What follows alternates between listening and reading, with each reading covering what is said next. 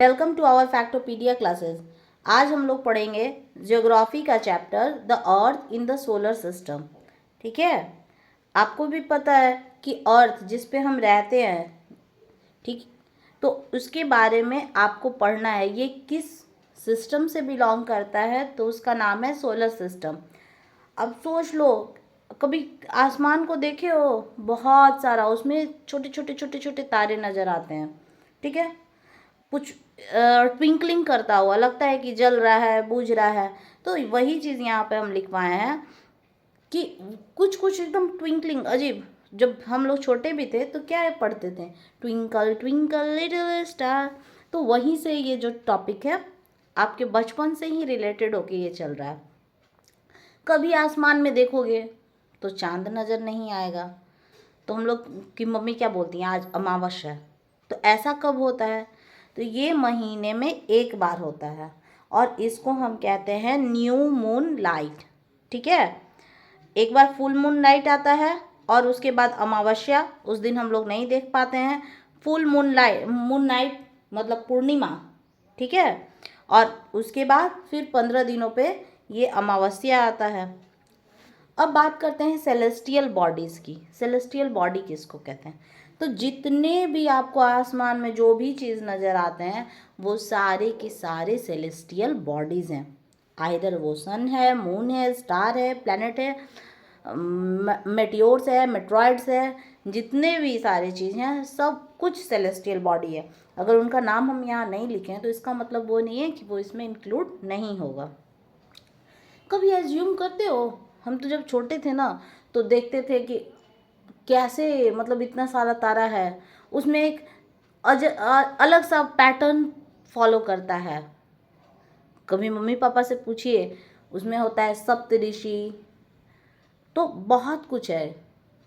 विचार करो कि तुम कहाँ हो, एक छोटे से शहर में हो, छोटा सा एक तुम्हारा घर है, लेकिन हमारा जो यूनिवर्स है ना काफ़ी बड़ा है।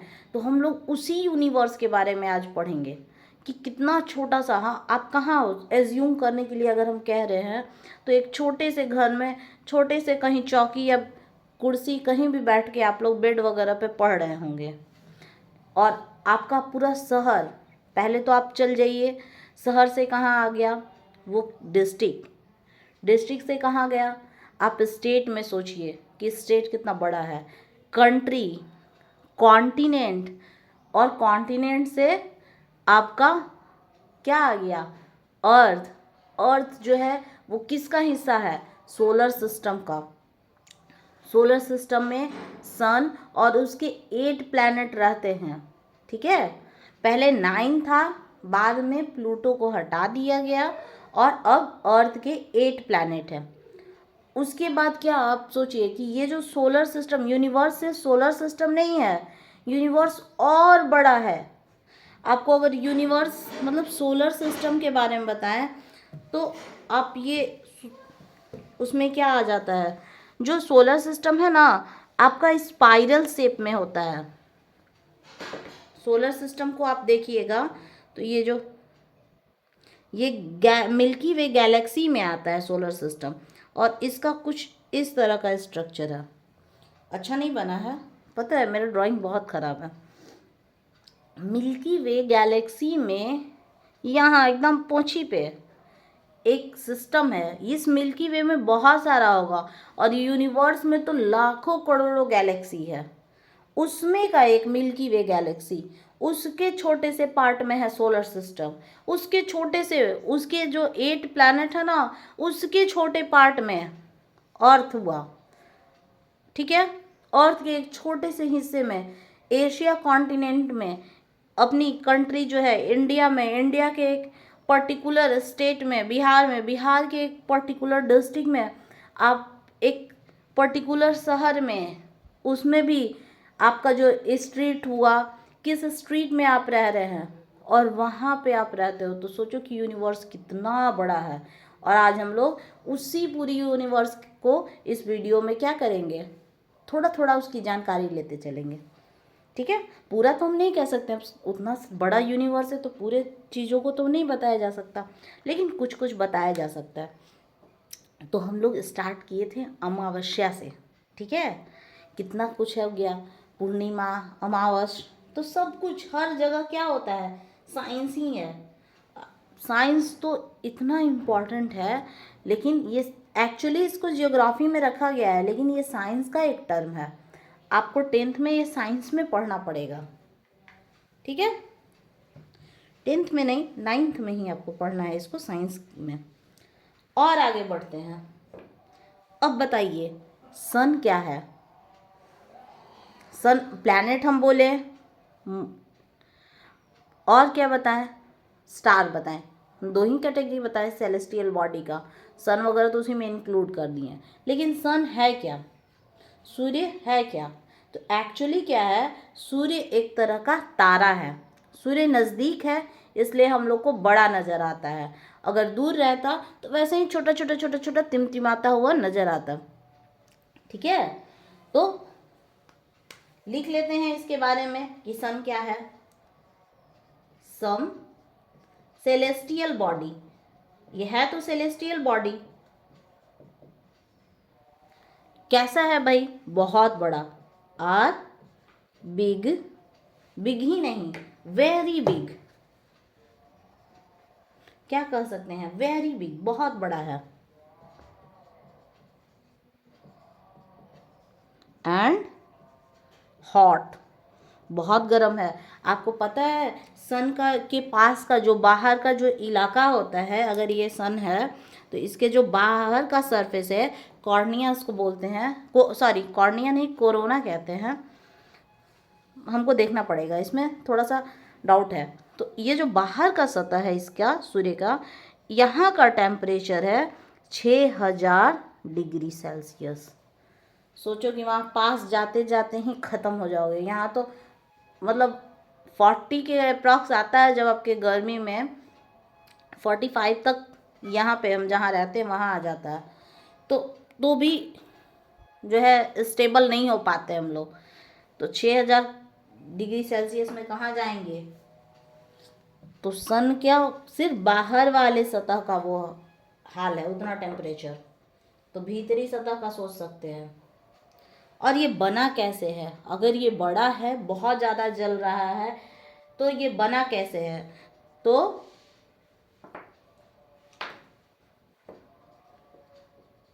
दे आर मेड ऑफ गैस, वो गैस से बना है। आपकी पृथ्वी भी वैसे ही बनी है।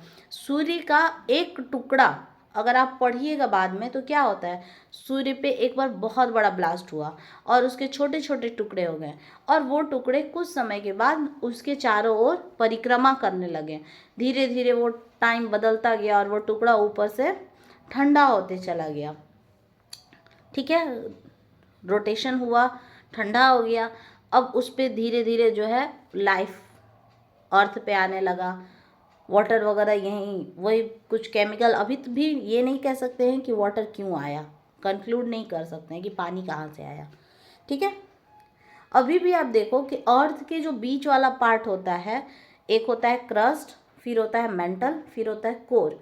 कोर का जो टेम्परेचर है वो अभी भी बहुत ज़्यादा है, और वो कोर जो है ना मोल्टेन स्टेट में, पिघले हुए स्टेट में पाया जाता है, गैसियस कह सकते हो। मेंटल ही एक्चुअली जो है मोल्टेन स्टेट में आ जाता है।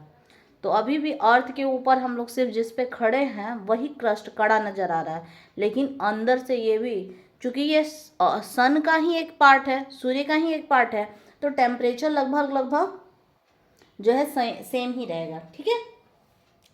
ये गैस से बना है और इसकी क्या है, अपनी लाइट। मून की क्या अपनी लाइट है, सन की लेकिन अपनी लाइट है, ऑन हीट एंड लाइट, दोनों इसके खुद का है, ठीक है। और क्या है भाई,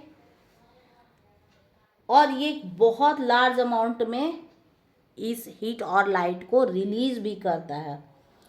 जो हीट और लाइट है बहुत, अभी बताएं कि कितना डिग्री है, तो दे इमिट इन लार्ज अमाउंट, बहुत ज़्यादा।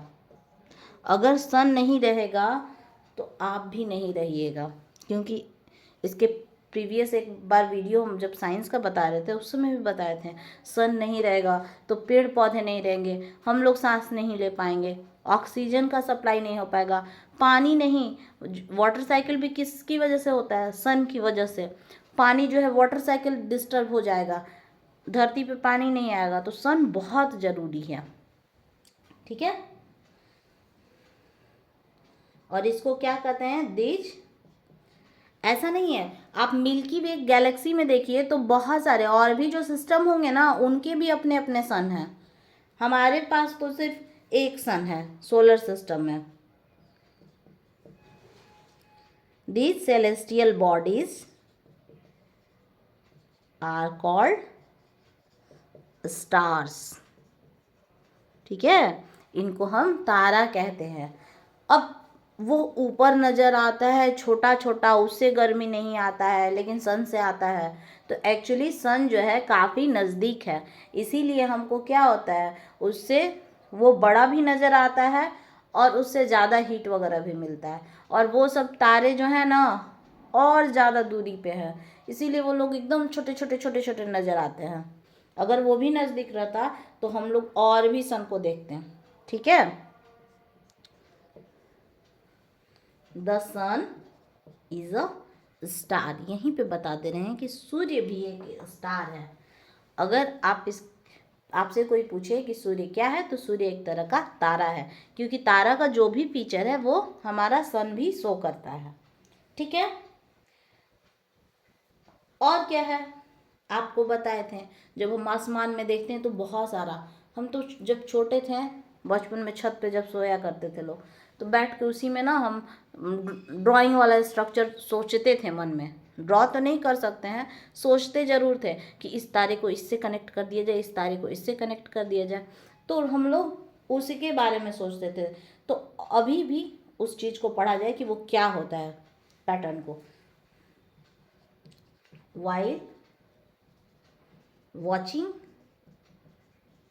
द नाइट स्काई, रात के समय में, दिन में भी ये जो तारा होता है ना, ये कहीं जाता वगैरह नहीं है, तारा रहता है, सन भी तो स्टार रहता है, लेकिन सन नज़दीक का है तो इसकी जो लाइट है हम लोग के पास बहुत ज़्यादा आती है। तो ये सन के लाइट के कारण हम लोग को वो जो तारे हैं जो काफ़ी दूर हैं वो दिखाई नहीं पड़ते हैं। फिर ये सन जो है हमसे थोड़ा सा दूर जाएगा, सन तो जो दूर नहीं जाएगा, पृथ्वी जो है अपने एक्सिस पे रोटेट करेगी, तो सन जो है दूसरे साइड में जब जाता है तो हमको वो तारे नज़र आते हैं। ठीक है, न तारा उगता है न तारा अस्त होता है। वी नोटिस वेरियस पैटर्न, बहुत सारा, हम कहें कि हम जब देखते रहते थे आसमान में कि कितना मज़ा आता था। Form by different groups of stars, बहुत सारे अलग अलग, देखो ना उसमें आज अगर जो बच्चे नहीं देखे होंगे, आज एक बार ज़रूर छत पे चढ़ के उसको देखिएगा, कितना मज़ा आता है कि कैसे हम लोग तारों को देखते हैं। और इसको हम लोग कहते हैं कॉन्स्टिलेशन। ठीक है, कॉन्स्टिलेशन, याद रखिएगा ये टर्म आपका पीछा नहीं छोड़ेगा। कुछ कुछ कॉन्स्टिलेशन के बारे में बता भी देते हैं। एक कॉन्स्टिलेशन का नाम है उर्सा मेजर, जिसको आप कहते हो बृहत सप्तऋषि। ठीक है, दो तरह का होता है, एक होता है उर्सा मेजर, एक होता है उर्सा माइनर। तो उर्सा माइनर यानी कि लघु सप्तऋषि, उर्सा मेजर यानी कि बृहत सप्तऋषि। और सिर्फ उर्सा मेजर और उर्सा माइनर ही नहीं होता है, और भी बहुत सारे हैं, जैसे लिब्रा हुआ यानी तुला, हंटर हुआ, तो बहुत सारा, आप मतलब अनगिनत, टेरेस, जितने भी आप राशि फल देखते हो ना, ये कहीं ना कहीं हमारे आसमान में वो स्ट्रक्चर बना हुआ रहता है, वो कहीं और से नहीं आया है। ठीक है, लेकिन एक तारा हमेशा आप देखिएगा एक जगह ही रहता है, वो कहीं नहीं मूव करता है, तो उसको हम कहते हैं पोल स्टार। जो सेकंड आपका चैप्टर है उसमें पोल स्टार के क्या मतलब कि वो क्यों ज़रूरी है उसके बारे में बताया जाएगा। लेकिन अभी आपका फर्स्ट चैप्टर है तो पहले आप उसके नाम को जान लीजिए, ठीक है। थोड़ा सा चलते भी हैं, पोल स्टार का इम्पोर्टेंस अभी भी बता देंगे। वो लोग क्या कहते हैं आपके जो ग्रैंड पेरेंट्स हैं, दादा दादी, वो कहते होंगे ध्रुव तारा। वो लोग भी पढ़े हैं अच्छे से, बस यही है कि थोड़ा सा अंतर है। इन एंशियंट टाइम, पहले के समय में घड़ी उड़ी नहीं होता था, घड़ी तो बाद में बना था। तो भी लोग समय को कैसे, पहले तो सूर्य से जो है टाइम को कैलकुलेट कर लेते थे और तारों से। तो इसीलिए इस सब का चीज़ों मतलब ये सब जो चीज़ हैं इनका अलग इम्पोर्टेंस है। डायरेक्शन के लिए भी उस समय उन लोगों के पास मैप नहीं था कि ये है वो है, वो लोग अनुमान करके चलते थे। और उन्हीं लोग की जो डिस्कवरी है उसको हम लोग पढ़ते हैं अब, हेल्प ऑफ स्टार्स, ठीक है। वो लोग अब रात में भी चल रहे हैं, ट्रैवल कर रहे हैं, यहाँ से वहाँ गए, कैसे जाएंगे? दिन में तो सूर्य जो है नज़र आया तो ट्रैवल कर लिया, मतलब सूर्य जिस डायरेक्शन में है दैट इज़ ईस्ट। लेकिन रात के समय में कैसे करेंगे? तो वो स्टार के डायरेक्शन को फॉलो करते थे, ठीक है। और एक पर्टिकुलर, अब जो तारा मूव नहीं करेगा उसी के डायरेक्शन को फॉलो करेंगे। तो ये तारा होता है नॉर्थ साइड में, उसी को लेके वो लोग चलते थे और कहते थे कि ये नॉर्थ साइड है तो ये ईस्ट साइड हो जाएगा, ये वेस्ट हो जाएगा, नॉर्थ के तो उल्टा साउथ हो जाएगा। तो ये लोग अपना उसी डायरेक्शन से, तो the north star indicates the, अब नॉर्थ स्टार है तो नॉर्थ डायरेक्शन बताएगा, ठीक है, नॉर्थ डायरेक्शन। और इसका नाम क्या है? It is also called pole star. बहुत इंपॉर्टेंट है पोल स्टार। और जो भी बच्चे पोल स्टार नहीं देखे हैं आज ज़रूर देखिए। उत्तर के साइड में सबसे चमकता हुआ वही नज़र आएगा और वो हमेशा उत्तर ही में रहता है, कभी चेंज नहीं करता है। Some celestial body do not have their heat and light. They are lit by the light of stars.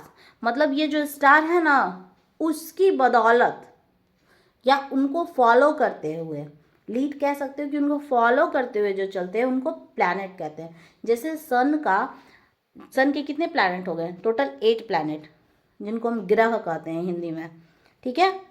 तो ग्रहों के बारे में भी पढ़ेंगे।